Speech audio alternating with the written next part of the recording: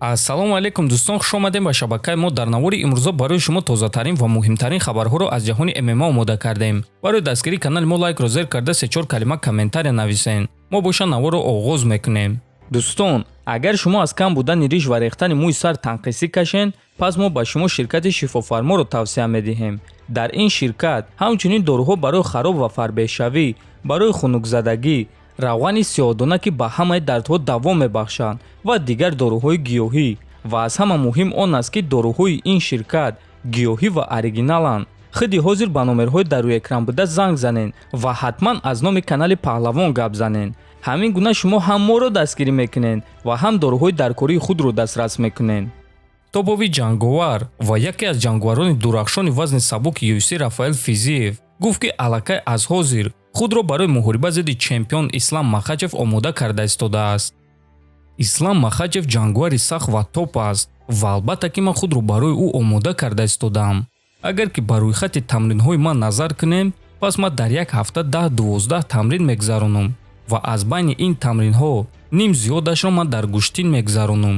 ман барои гӯштин вақти зиёд ҷудо мекунам. барои ҳамин бародароне ки маро мухлисӣ мекунанд ва ғамхорӣ мекунанд ки ман дар гӯштин бой дода метавонам, ба онҳо гуфтанем ки хавотир нашавен. ман дар гӯштин вақти зиёди худро сарф мекунам ва намегузорам ки маро ба осонӣ ба замин афтонанд, гуфтааст Физиев. хотиррасон мекунем ки айни замон Рафаэл Физиев дар рейтинги вазни сабук дар ҷои шашум қарор дорад ва барои довталаб шудан ба ӯ якдо ғалабаи дигар зидди ҷанговарони топ дар кор аст ва баъд ӯ метавонад ки бо Ислам Махачев вохӯрад.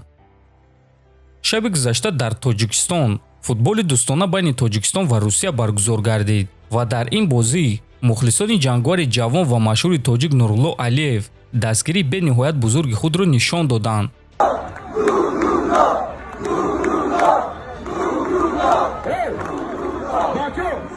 худи Нурулло Алиев боша ин наворо дар саҳифаи инстаграми худ нашр карда ба президенти UFC Дана Вайт ва роҳбарони UFC муроҷиат карда чунин суханҳо навишт.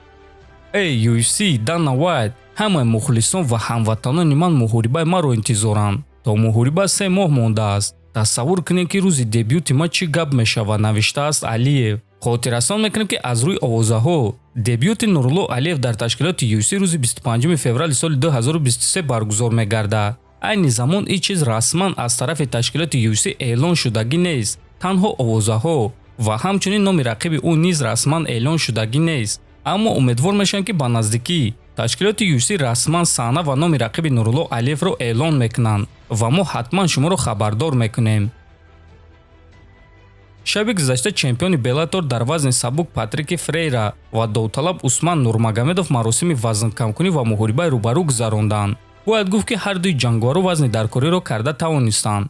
акнун онҳо имшаб, аниқтара шаби 18 ба 19 ноябр дар турнири Беллатор 288 вохӯрда беҳтарини худро муайян хоҳанд кард. турнир аз соати 1:30 ба вақти Москва ва 3:30 ба вақти Душанбе оғоз мегардад. мо кӯшиш мекунем ки силкаи пахши мустақими ин турнирро пайдо карда дар телеграм-канали худ Паҳлавон TG пешкаш шумо кунем. силкаи телеграм-канали мо дар описани видео. ҳозир боша суханҳои Усман Нурмагомедов пеш аз муҳориба.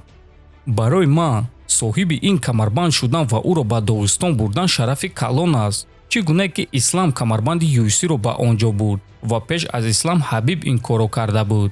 ҳадафи ман ин камарбандро дар мактаби Абдулманаб Нурмагомедов гузоштан аст.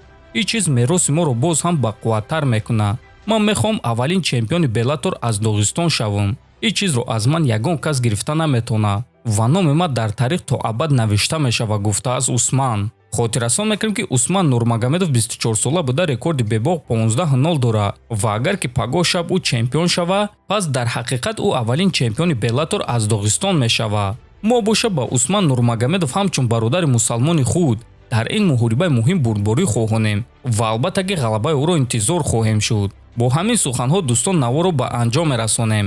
ҳатман дар канали мо обуна шавем, фикр ақидаотонро нависен. то боздид, хонободу сарбаланд бошен.